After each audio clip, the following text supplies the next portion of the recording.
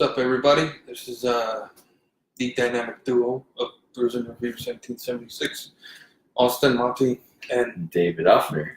Tonight we are doing something special, something I picked up 2 bottles of a few months ago, the Founders CBS, one of my favorite from Founders. Oh shit, I forgot to shut that light off. Just put the switch right there. There we go. Better lighting in the background. So, David? Yes, this CBS actually stands for Canadian Breakfast Stout. So that name gives us some hints on what exactly it's going to have in it. So definitely interested. This is one of these beers by, as we have said before, Founders is an amazing company. And it's from the Barrel Age series, too. It's from a Barrel Age series. Yep. Instead of we had talked about the KBS not that long ago, but this is the bourbon, the Kentucky Breakfast Stout, or we've mentioned it before. We've mentioned it, but we haven't tried it yet. But yes, instead of Kentucky bourbon barrels, these are aged in different kind of barrels, actually in maple barrels. It's an imperial stout brewed in chocolate and coffee aged in maple syrup bourbon barrels. You had me at maple syrup. That's where the name the name Canadian comes from. You had me at maple syrup, but then you ring me in with. Hey, Susanna. They had me. How are you? They had me on the outside with maple syrup. Then they just grabbed me and ring me in with bourbon. Exactly. It's fantastic.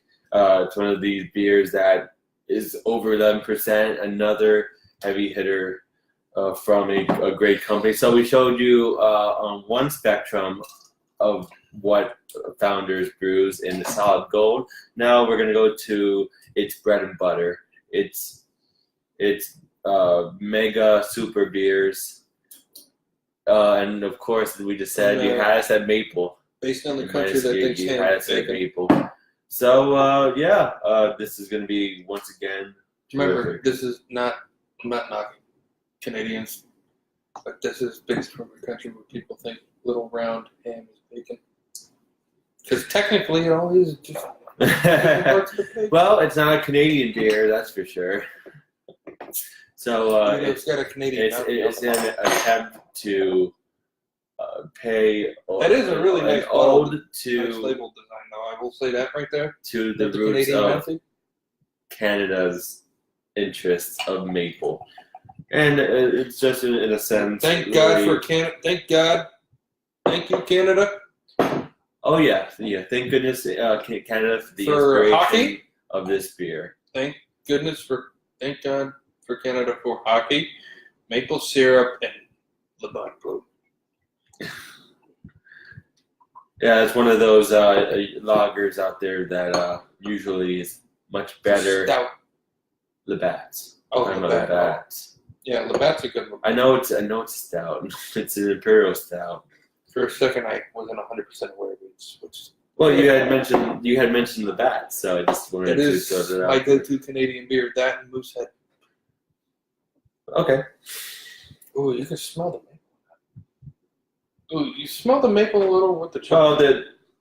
Well, something that I can draw from the smell is that they are not making a beer that is so mapley on the smell. And when we had the Funky Buddha maple bacon coffee porter, bacon coffee porter, we got on the nose. That was the one I had aged, right, for a year? Exactly. Well, even if you didn't age it, you were still going to get a very thick maple on the nose, no matter what you age it or not. It's ever so present. It's so strong. This one is less. It's more balanced. It has less maple scent on it, so you get the complexities of the rest of the beer. With this one, the maple is more in the taste than it is the scent. Yeah, that's exactly what I'm thinking. And also the Funky Buddha one. I mean, like you said, the maple is like there regardless of how long you've had it. But when I had it sitting for over a year, the maple really built up. Of course. It's like most of the maple flavored scent built up into the neck of the bottle, and then once you opened it, it's like. Oh yeah, of course. I'm just saying that even if you had it without aging, Oh, I know. compared to this beer. I was agreeing with you. It's still there. But of course, this beer has the bourbon aspect to it, and you get that as well. And so it really rivals and balances out the maple. Of course, Funky Buddha didn't have a bourbon complex, and so yeah, Which I will be going live from Funky Buddha from the Imperial Monk. Great. Welcome party. Can't wait, and that will be on which day? It's coming up tomorrow. Fantastic. Actually, give me a minute to Yeah, pull up the another email. I will fantastic read live you video some of what at a they brewery. On Brews and Brews I will- 76. Take 2 seconds to pull up the. So as we've stated before, the Mug Club, it's fantastic idea. Here's some of what they are having on tap tomorrow for the party. We will have some special release beers on tap, which available Landry's Tears Ghost, which fuck you, Jarvis Landry. I'm drinking your tears, bitch. And then I have the El Jefe's Coquito, which I think I've had that before. It's not bad. The Rum Barrel Aged Batida, which is available for purchase at $25 a crowler, which is not bad. Then they have Wide Awake It's Morning, the 2015 Wide Awake Bourbon It's Barrel Morning. Aged Vanilla Nikolai Vorloff, Okay. Tart Shake Berliner Weiss, 42 Hazy Days IPA, Black Currant Triple Lindy, which I have 3 bottles of. The Buffalo Soldier Bourbon Barrel Aged IPA. Wow. Vibin Groovable Lager 2017 Last Buffalo. That sounds great. And they're all having that on tap. That's for the party. Great. Oh, I like the Nikolai Wolof so much, that Imperial Stout, and you said it has they made a new beer based upon that beer. So that sounds great. We look forward to seeing your video live tomorrow. And absolutely, we're gonna get ready to try this amazing beer. I've already seen the rating, and it's up there. And Susanna, if you like chocolate or maple or whatever, Steve. if you find this, try it. It's not a bad beer. Hey, Steve, go Yankees.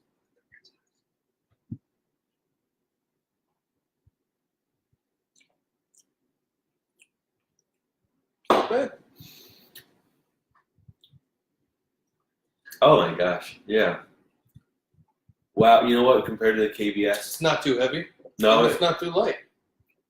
It's like sort of in the middle, but leaning more towards. it's heavy. It's in the middle, but leaning more towards heavy. I mean, it's 11%.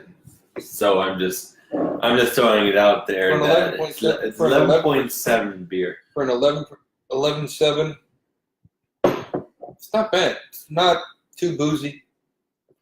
Yeah, exactly. You don't want it to. You don't want it to be. You want the maple to shine. You want the maple to shine in this beer. You never want that sort of intense ethanol flavor to it. But wow, this beer.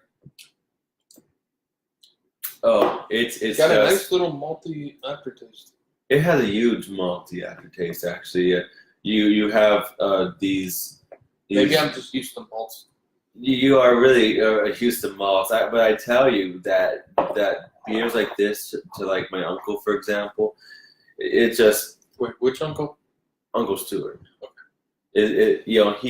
He would say like it's like you're chewing the beer. This is like liquid dessert. It's just so sweet. It's for me and you, our tastes have become so advanced. I mean, A little bit more refined over here. it's a very refined. So what may be?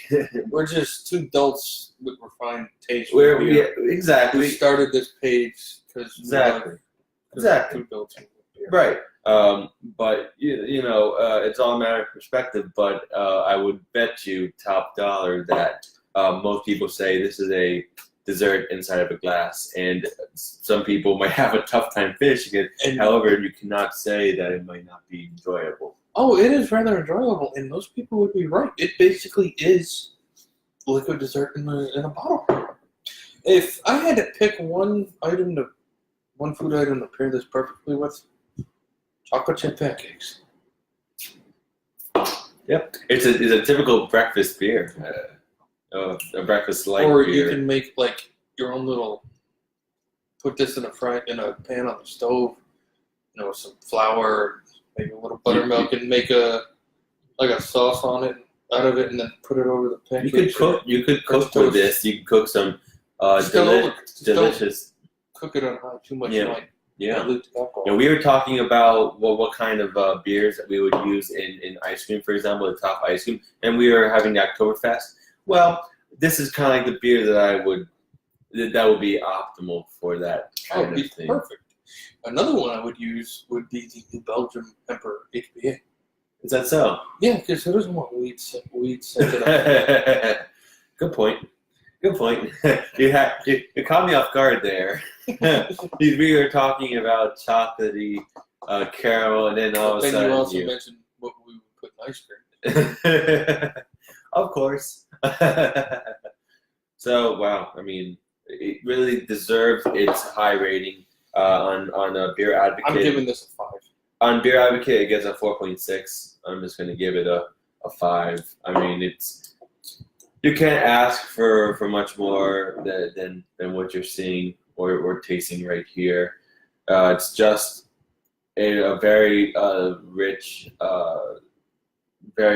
breakfast kind of beer, and it has a slight bourbon flavor, so as to somewhat balance it out. But the sweetness is what we're looking for in a beer like this. And this sweetness definitely doesn't have it. It's definitely it's just blowing me away right now with how amazing this beer is. The aftertaste isn't really bad. I mean, sometimes on some of these really dark beers, I like the taste on the forefront, but the aftertaste, well, that might leave a little bit to be desired. I'm the same way with some too beers. much. This isn't one of them. Right. This isn't one of these beers. I mean, usually with the dark beers, you're like, all right, maybe the aftertaste is a little bit odd, but this beer doesn't really tell that to me. It doesn't really tell it to me, and actually the coffee I had before this beer is really serving as a nice addition as a pairing. If you wanted to have a coffee beforehand, it just really goes well with that as well, going with the whole breakfast theme. And wow, I mean, good pick. I didn't know what a CBS was before. Actually, oddly enough, the first thing that comes to me when I hear CBS is the channel, but the TV channel. The TV channel.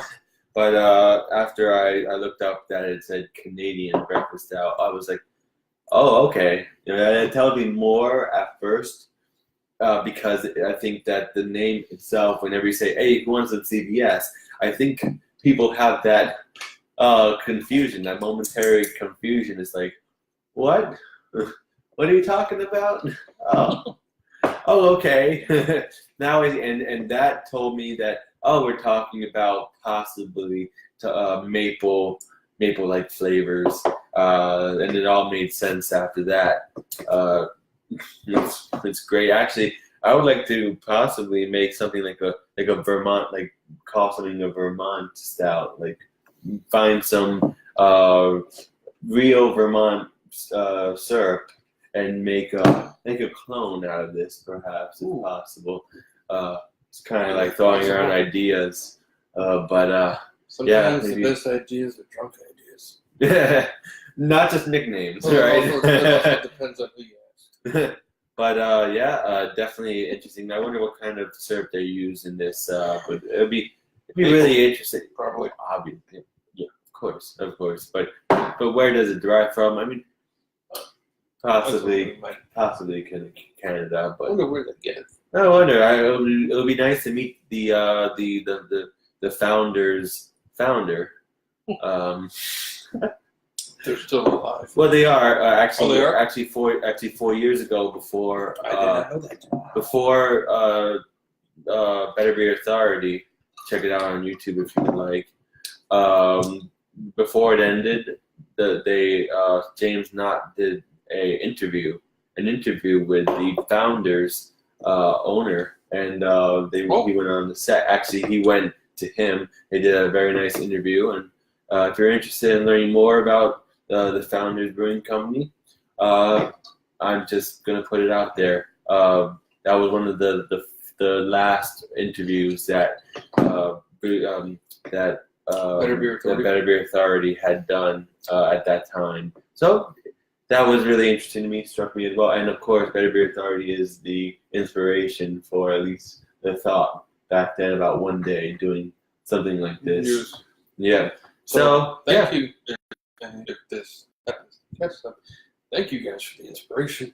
For David for putting in my head years ago. Was it back around January this year? I was out one night at the EJGQ's release party for his Let 'Em Know Stout at Hollywood Brewing. So that was the night I said, fuck it, and decided to pull the trigger and create the page. First it was called Beer Interview. But then as I had another stout or two, I thought to myself, that just seems too generic. Exactly. A little generic. So the next morning I changed the name. Yeah. Brews and Reviews, 1776. And you know what? I was wondering if you had thought about this, but it was something that dawned on me as I pondered the name. And honestly, I like it. You know why? Because you know why? Because in 1776, you know who became I'm okay. No. You know what? You know what became independent in 1776? America! And you know what beers we usually review? Independent American. I Gotta wake up early tomorrow. I thought I had to. But saying with a thought, American independent craft breweries. 1776, Brews and Review 1776. That name right there connotes a willful review of independent American craft breweries. That, and also True. Another inspiration from the name. There's a group on Facebook called 1776 United. Mm-hmm. So I was scrolling through the timeline one night thinking of names, and I saw them in the title 1776. And then I realized, oh shit, that's when America got its independence. That's what I'm thinking. Maybe I came up with the name. Like, fuck, that's a good name. Absolutely. Thank you, Totally. Susanna. And it just goes so well. And it's been a fantastic 8 months so far. And I've lost track a little bit, but I actually guessed, but it's a good guess, and I think we've been around for that long. And been around for a while. Actually, it'd be interesting to do a little bit of a top 10 show at the end of the year, telling about the top 10 beers that off the top of our heads that we've had. So it won't be that hard to go through the videos and look. Well, true. We just pick the ones that reach the most and get the most. Hey, that's how it is. But That's the breaks. This beer is good. I'm just saying, it might not be the first choice of many people, but hey, maybe we'll bring this to a tailgate.